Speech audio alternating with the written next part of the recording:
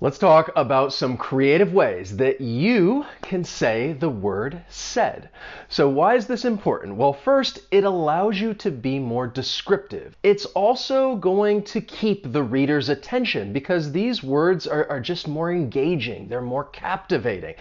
And you will avoid redundancies because you don't want to keep saying he said, she said, we said, they said. You need to mix it up. So let's begin and say that you would like to persuade someone to do something or think something. Here are some verbs to help make your writing more descriptive. You could use pleaded. And this is when you're making an urgent or emotional request. Like, don't leave, he pleaded. This is very similar to the next one, which is begged. Except I feel like begged is probably a little stronger than pleaded. But once again, this is a strong way to make an urgent request. I want a balloon, the child begged. So in this case, it's just more descriptive. I'm capturing that feeling. I want a balloon, the child begged.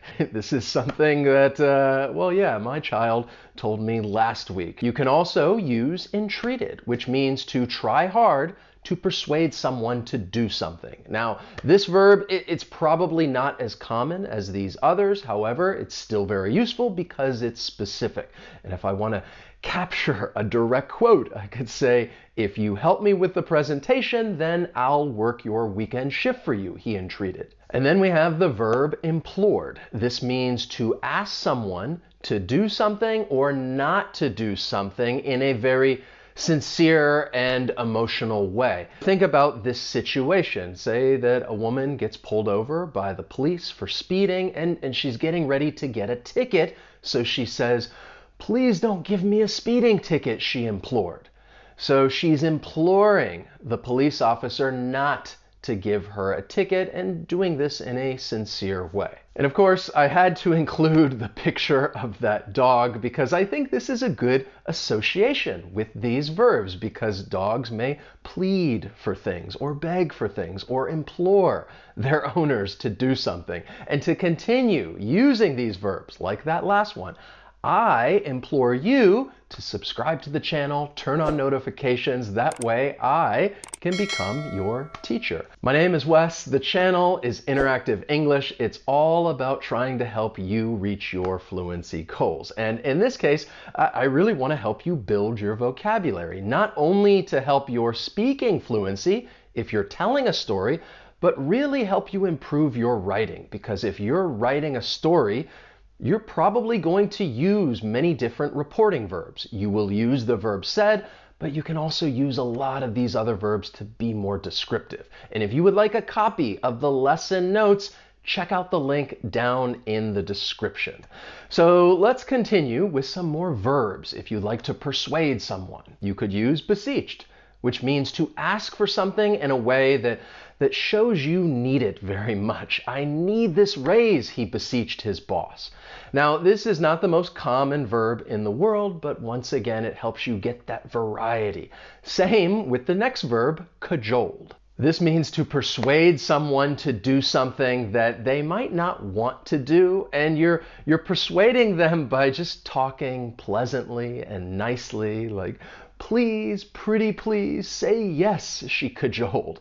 So this is a good reporting verb that I could use if I want to capture my little girl's direct speech. If she wants something and maybe I don't want to give it to her, she might cajole me into giving it to her. "Please, pretty please." The next two verbs I think are definitely more common. Insisted.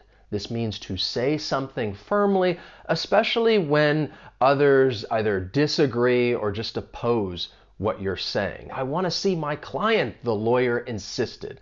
So in this context, it makes me think of a situation in which somebody is asking more than once and then they start insisting. The next verb, I think, is similar, but it's a bit stronger, demanded. This means to ask for something forcefully and really in a way that you don't expect to be refused. "I want another candy," the child demanded. So again, Yeah, I can't help but give many examples with children. I have little girls. So again, these are things that I hear, and this helps capture the mood and switch things up a little bit so you can avoid those redundancies. So if you are wanting to express happiness or excitement, there are some great verbs that you can use, such as gushed. This means to express a positive feeling, especially praise, but doing so in a way that it may not seem sincere. Perhaps they're doing it a little too much. So if I'm writing a story and my character is just praising someone over and over, and he says, "You look amazing," he gushed. Right? That tells the reader that perhaps they're going a bit overboard, it's a little too much, and maybe the other person does not find it all that sincere. Then we have cheered, which is to give a loud shout of approval or encouragement. "We won," she cheered. All right, really expressing that happiness. And I think this verb is commonly used in the context of maybe a competition and you're really trying to encourage others. Then we have the verb touted. It means to advertise, talk about, or praise something repeatedly. And you're doing this because you want the other person to accept what you're saying or maybe even buy something. "You won't find another car like this," the salesman touted. So in this case, it's like, well, the salesman's really proud of the car. They're really happy about it and they're kind of advertising it, they're praising it. "Yeah, you won't find another car like this." So this is a good verb for that context. Then we have these three verbs, which are somewhat similar, but also express happiness. And in all of the examples, they really provide that extra bit of information to show you that, well, that something is funny, like laughed. It means that you are smiling and making sounds. You believe that this is a funny situation. "I knew it was you," she laughed. We also have the verb chortled, which is not as commonly used. It means to laugh and really just showing some satisfaction. "Did you hear the news?" she chortled. Giving that extra information that this news is funny, it's satisfying. And then there's the verb giggled. This means to laugh repeatedly in kind of an uncontrolled way.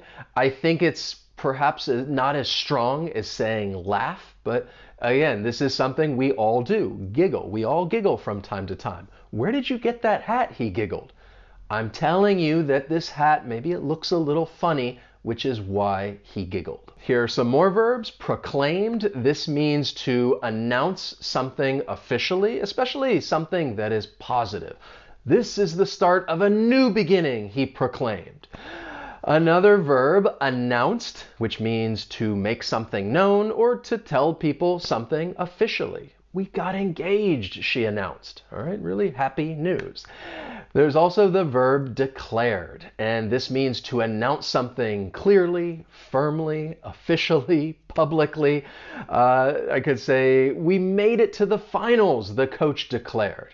So with each of these verbs, they may be used interchangeably depending on the context, but it's still good to get that variety. Let's move from happiness to sadness. If you want to show that you are upset about something, there are many different verbs that you could use, like pouted.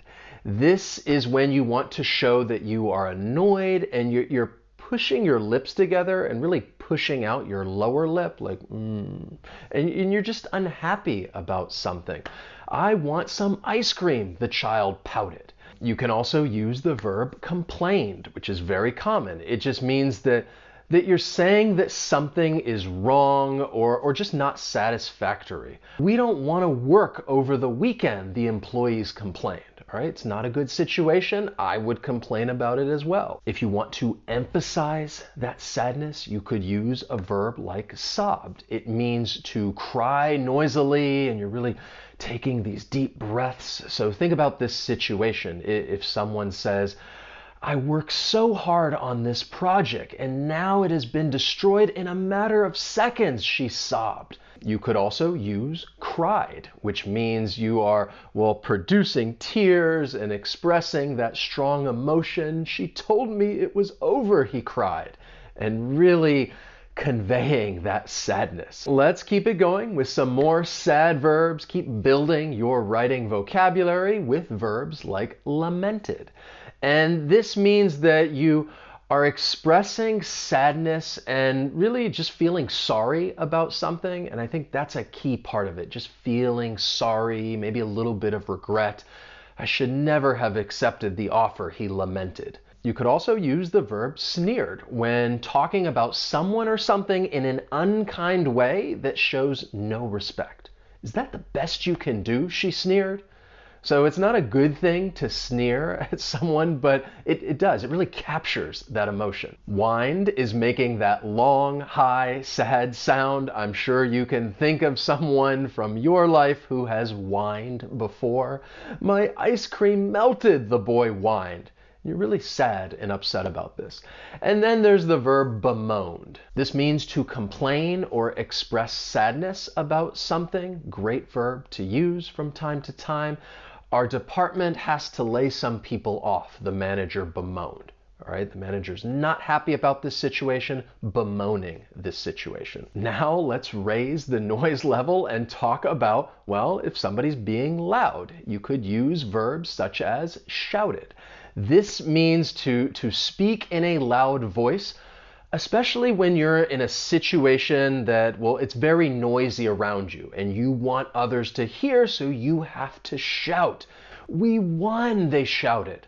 So in this context, I feel like the atmosphere is very noisy and he's very excited and just shouting this. We won. We also have the verb exclaimed, which means to shout something suddenly because of surprise, fear, or pleasure.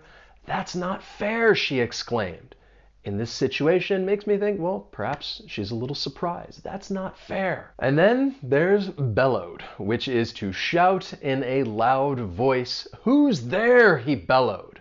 Tells the reader that, wow, this is a very loud voice when someone bellows. Let's move on with some more loud verbs like yelled. This means to shout and make a loud noise because you're angry, you're in pain, maybe you're excited. Get out, she yelled. In this case, it makes me think she's not happy and I should probably get out. Then there's the verb screamed, which is similar to yelled. You may use these verbs interchangeably, but let me give you a different context. If people say, help us, they screamed. And in this situation, they are screaming for help. And then there's the verb hollered. This means to shout loudly. Pass me the ball, he hollered. And you really want to get someone else's attention when you're hollering at them. Pass me the ball. Let's now bring the noise level down a little bit and talk about some verbs that you can use if you want to say, someone's trying to be quiet. Like this verb right here, murmured. Murmured just means to say something very quietly. I love you, the boy murmured. And in this context, it makes me think that, well, the boy's a little shy. Perhaps he doesn't want the other person to hear it, but he really just still feels the need to say it, and he murmurs this. Then we have the verb muttered. It means to speak quietly in a low voice so that it's not easy to hear. And when I think about this verb, muttered, I think that people do this because they don't really want the other person to hear what they're saying. It could perhaps cause an argument. So if we are in a classroom and maybe a teacher gets angry and they call a student lazy, and the student's a little upset. You're the lazy one, the student muttered. And they say it in that low voice because they don't necessarily want the teacher to hear, and that's why you would mutter something. And this verb is also used in the phrase to mutter something under someone's breath, which has the same meaning. You're speaking softly, it's not easy to hear because you don't really want the other person to hear, and you mutter something under your breath. Then there's mumbled, which means to speak quietly and in a way that's not easy to understand. So to give you an example of someone mumbling, I could say, I can't believe they've, he mumbled. And you're like, wait, what was that last part? I can't believe they've, he mumbled. So when I'm mumbling, it's kind of like you're just trailing off in the and you just don't understand what someone's saying because it's like they're trailing off. It becomes quieter, and they may be mixing some sounds together, and you're like, wait, what was that? Can you say that again? And then there's whispered. Okay, if somebody's really trying to be quiet, whispered. It means that you are speaking quietly, really, so only the person next to you or close to you can hear what you're saying, and you would whisper something. Don't tell anyone, she whispered. So this is a very common and a great verb to use if you really want to show that somebody's trying to be quiet. So I just gave you many different verbs that you can use instead of saying the verb said. These are very useful reporting verbs that'll really help you improve your writing. They're more descriptive, they're more precise, and it's just going to make your writing that much more captivating. And remember, if you'd like to get a copy of the lesson notes, check out the link down below in the description, and I will send them to you. If you are already a part of our email community, then check your email. I have already sent them to you. If you enjoyed the lesson, please hit that like button. As always, thank you so much for watching, and I will see you next time. So long.